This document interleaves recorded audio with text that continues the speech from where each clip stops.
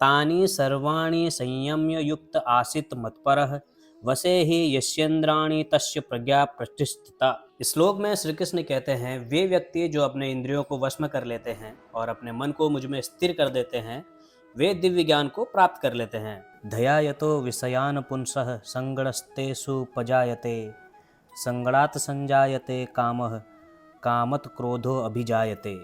इस श्लोक में श्री कृष्ण अर्जुन से कहते हैं, इंद्रियों के विषयों का चिंतन करते हुए मनुष्य उनमें आसक्त हो जाता है और आसक्ति कामना की ओर ले जाती है और कामना से क्रोध उत्पन्न होता है। क्रोधाद भवति सम्मोह सम्मोहात् स्मृति विभ्रम स्मृति भ्रमसाद बुद्धिनाशो बुद्धिनाशात प्रणशयति।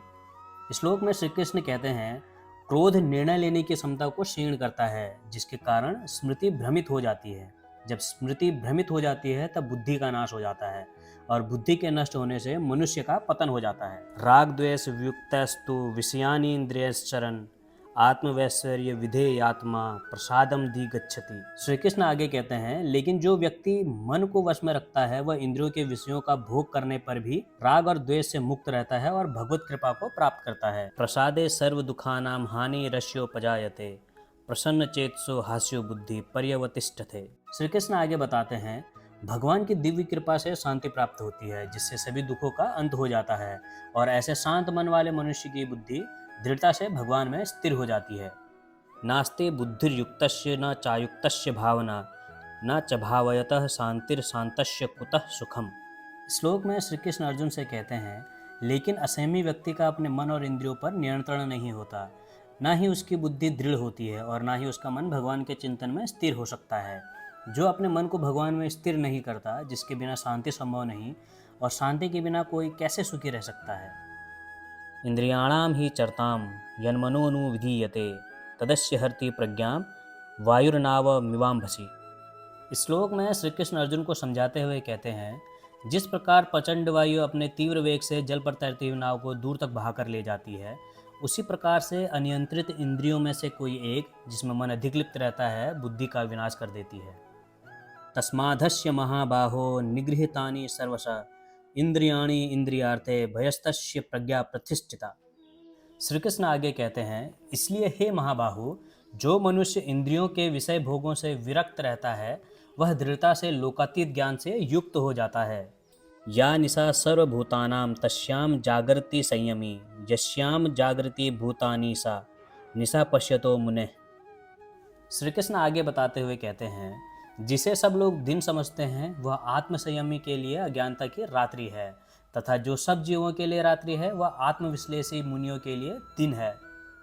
आपूर्यमाणं चल प्रतिष्ठम समुद्रमाप प्रविशन्ति यद्वत् तद्वत्व कामा यम प्रविशन्ति सर्वे स शांतिमाप्नोति न काम कामी।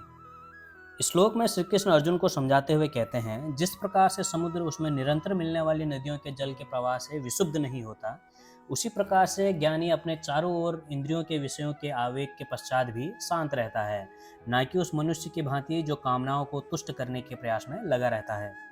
विहाय कामान्यः सर्वान् पुमांश्चरितः निष्पृह निर्ममो निरहंकार स शांतिमधिगच्छति।